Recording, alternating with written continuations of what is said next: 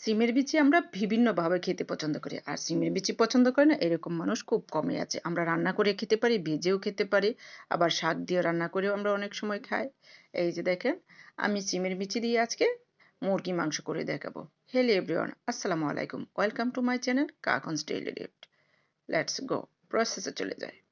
এই যে আমি দিয়ে দিচ্ছি প্রথমে ফ্রাই প্যানে পেঁয়াজ, তারপরে দিয়ে দিলাম তেজপাতা, এলাচি, তারপরে দিয়ে দিলাম একটু জিরা ফোড়ন। জিরা ফোড়নটা আমি মাংসতে দিয়ে আমার ভালো লাগে ফ্লেভারটা। এই যে খুব সুন্দর একটা স্মেল আসছিল। এখন আমি মশলাটা দিয়ে দিলাম। হলুদ, মরিচ, ধনে, লবণ, আর হচ্ছে আদা, জিরে, আর হচ্ছে গরম মশলা দিয়ে দিলাম। দিয়ে মশলাটা ভালোভাবে আমি কষিয়ে নিচ্ছি। দেখবেন যেন নিচ দিয়ে লেগে না যায়। এটা বারবার নেড়ে দিবেন। আর মশলাটা ভালোভাবে অবশ্যই কষাতে হবে। মশলাটা কষানো না হলে কাঁচা কাঁচা গন্ধ থেকে যাবে আর খেতেও ভালো লাগবে না। এই যে দেখুন, যখন দেখবেন তেলটা ঝোল থেকে ছেড়ে দিচ্ছে তখন মনে করবেন যে কষানো হয়ে গেছে। এখন আমি মাংসগুলো দিয়ে দিচ্ছি। আমি বুকের মাংস দিয়েছি।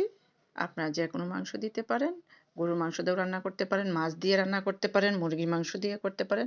সত্যি সিমের বিচিটা খেতে সত্যি অনেক ভালো লাগে। আপনারা একবার ট্রাই করে দেখতে পারেন। একবার খেলে বারবার খেতে চাবেন। এই যে আমি ভালোভাবে মাংসটা কষিয়ে নিচ্ছি। এখন একটু ঢেকে দিলাম। তারপরে এই যে মুরগির মাংস খুব তাড়াতাড়ি হয়ে যায় রান্না। এই যে আমার মাংসটা প্রায় কষানো হয়ে গিয়েছে। এই যে তেলটা ভেসে আসতেছে। এখন আমি সিমের বিচিটা দিয়ে দিচ্ছি। সিমের বিচিটা আমি হালকা সিদ্ধ করে নিয়েছিলাম। এই যে এখন দিয়ে সিমের বিচি দিয়ে এটা আমি ভালোভাবে একটু কষিয়ে নিব। একটু নেড়ে চেড়ে দিব যাতে নিচ দিয়ে লেগে না যায়। এই যে দেখেন এখন এই কালারটা কত সুন্দর আর স্মেলটাও অসম্ভব ভালো আসছিল। এই রান্নাটা আমার দাদি নানি কাছ থেকে আমি শিখেছি। আমার মাও করে এটা। সত্যি অনেক ভালো খেতে। এই যে দেখেন ঝোলটা উপরে উঠে আসতেছে। এখন আমি একটু হালকা ঝোল দিয়ে দেব। এটা আমি আবার রান্না করে নেব। কারণ সিমের বিচিটা রান্না হয়ে গেল না ঝোলটাকে একবার চুষে নেয়। আমি ঝোলটা দিয়ে দিয়েছি। এখন এটাকে আমি কুক করে নেব আরও 5 মিনিটের মতো। এই যে দেখেন প্রায় হয়ে আসতেছে আমার এটা। আর সিমের বিচিটা যেহেতু সিদ্ধ করাই ছিল তাই খুব একটা সময় লাগবে না। ঝোলটা শুকিয়ে গেলে আমার রান্নাটা হয়ে যাবে। আর খুব সুন্দর একটা স্মেল আসতেছে সিমের বিচির। মনে হচ্ছিল কি যে 1 প্লেট ভাত খেয়েই ফেলি তরকারিটা দিয়ে। এতটা সুন্দর স্মেল আসছিল। কাকনস ডেইলি টিপ মানে সহজ রেসিপি।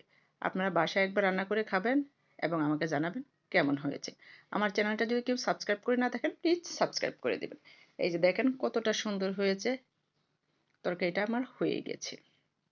আপনারা এইভাবে বাসায় রান্না করবেন, প্রিয়জনদের খাওয়াবেন এবং ভালোবাসা জিতে নেবেন। Thanks for watching my channel. এভাবে আমার পাশে থাকবেন এবং সাপোর্ট করবেন। আপনাদের প্রতি আমার অনেক ভালোবাসা এবং শুভেচ্ছা রইল। টাটা, গুড বাই, ভালো থাকবেন।